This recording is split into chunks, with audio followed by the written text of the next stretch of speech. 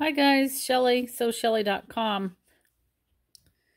Miniature piping with the number 23 foot, some really narrow cord. This is a 2mm cord that's nylon. And just being able to run it in the groove of that foot is just amazing. So I've moved my needle all the way to the right. And then as I go, I'm going to put this in the middle, fold the fabric, and then feel right here. Tuck it in. And so then I'm going to make sure it's in the center. I do not pre-pin any of this. I just make sure and sew and go. Fix it as I sew. And that way I have this beautiful tiny, tiny piping. And I know that it's in the center of that fabric. And I just feel it each time. And when I attach it to the project, I'll move the needle back that direction. Right now I've made it larger or wider than it needs to be, so that when I stitch it on, my needle can be in between this stitching and the actual piping.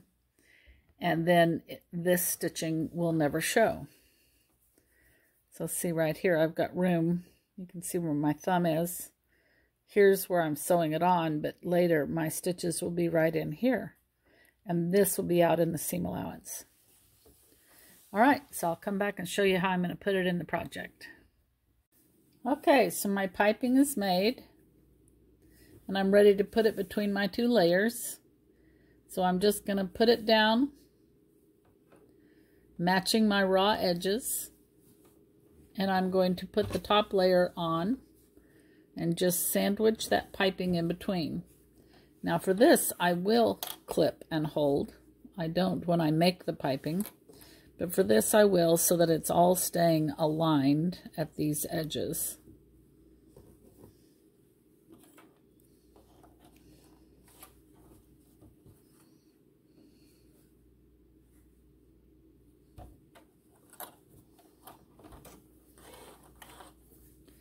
Get my threads out of the way, set my foot.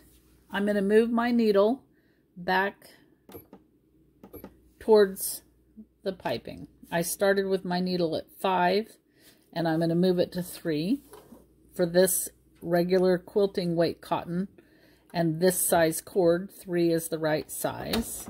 You would have to sample.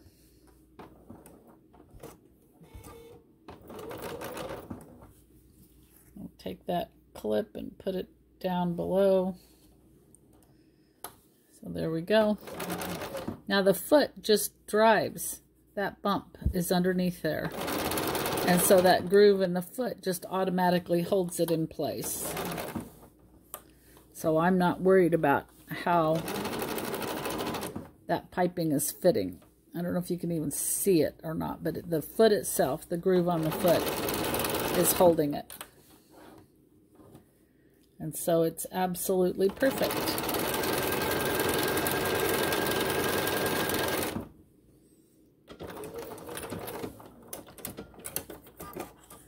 And mini piping is just so much fun. It's beautiful. It looks perfect. Isn't that nice? So that's this little 23 foot. It's an oldie but a goodie. Oh, mine has blue tape just to show that I own it. Yours will not have blue tape unless you put it on there. But see, here's the little groove. You can see at the bottom here how tiny that is. But it's perfect for this little cord. I was using this cord. There's other cords that would fit in there also, but this particular one fit just right. And so I use that a lot. This is a little applique foot, but it works great for gorgeous mini piping. So this mini piping is great as an insert, but it's perfect as an edging to put between fabric and a facing. An edge anytime you put a facing, so around the edge of sleeves, collars, cuffs. Absolutely gorgeous as an edging, and just gives a little bit of something to the edge of anything that you're sewing two seams together. Anytime you've got two seams, you can easily put that piping and have it on the edge or on the surface. Hi guys, Shelly, sewshelly.com. I love using these great big cords for all sorts of things, and the thing I want you to see today is how I control those. I put Glad Press and Seal. There may be other brands of Press and Seal. I just happen to use the Glad, and I control it. This is kind of a dry, sticky product, but it's easily used again.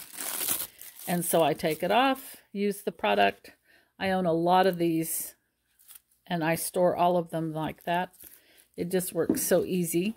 Here's a picture of what it is I'm looking at. This is different than just regular cling wrap, which would get all messy. And the cord I'm looking at is this one. I use it for all sorts of stuff. I own it in almost every color they make. This is Shelly with sewshelly.com. That's my tip for today.